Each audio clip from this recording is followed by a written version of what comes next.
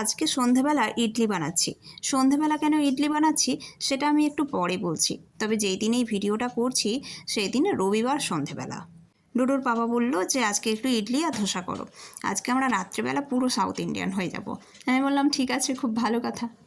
আর ইডলির এই চালটা আমি কালকে রাতেই বেটে রেখেছিলাম। আজকে দেখলাম খুব ভালোভাবে ফার্মেন্টেড হয়ে গেছে। আর সাম্বার চাটনি এগুলো বানাতে তো খুব একটা কষ্টের কিছু না, ঝটপটই মোটামুটি হয়ে যায়। তবে আজকে সন্ধেবেলা কেন ইডলি বানাচ্ছি সেটাই বলি এবার। আমাকে এই ইডলি মেকারটা যিনি পছন্দ করে কিনে দিয়েছেন উনি হচ্ছেন ডোডোর পাপার স্যারের মা। তো ওই আন্টি আমাকে কিনে দেওয়ার পরই বলেছে যে তুমি যখন প্রথম ইডলি বানাবে আমাকে টেস্ট করাবে।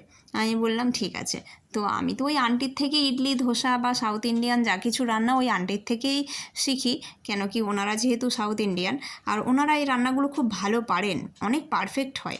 যাই হোক, আমি কি করেছি, প্রথমবার বানিয়েছি কিন্তু আন্টিকে আমি বলিনি। আমি বলেছি না না আমি এখনও বানাচ্ছি না। তো কেন বলিনি, তার কারণ হচ্ছে আন্টি ভীষণ খুঁতখুঁতে, মানে উনি খুব ভালোভাবে শেখান, মানে মানে স্টেপ বাই স্টেপ ভীষণ ক্লিয়ারলি বলে দেবেন যে কোনটার পরে কোনটা করতে হবে, কতটা পরিমাণ দিতে হবে, ভীষণ ভালো শেখান, কিন্তু খুব খুঁতখুঁতে।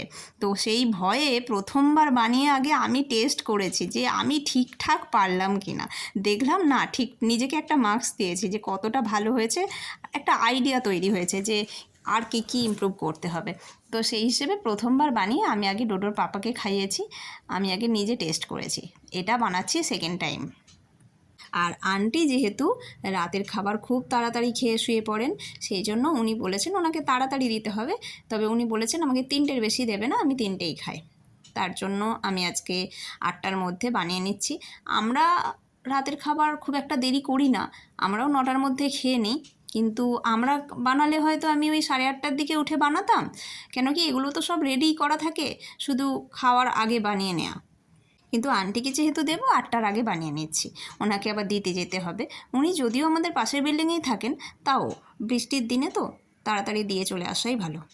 তবে প্রথমবার যেটা ইডলি নামালাম সেটা আগে আন্টিকে দিয়ে চলে এসছে ডোডোর পাপা, এটা সেকেন্ড টাইম নামালাম। নামিয়ে একটু হটপটে রাখছি যাতে গরম থাকে। তবে আজকের ইডলিতে আমি একটু রাগি মিশিয়েছি, আন্টি বলেছিলেন।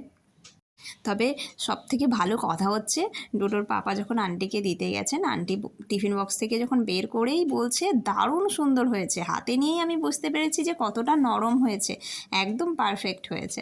যাই হোক, শুনে খুব ভালো লাগলো। আমার তো নতুন কিছু শিখে বানাতে ভীষণ ভালো লাগে, আর কেউ যদি সেটা খেয়ে ভালো বলে।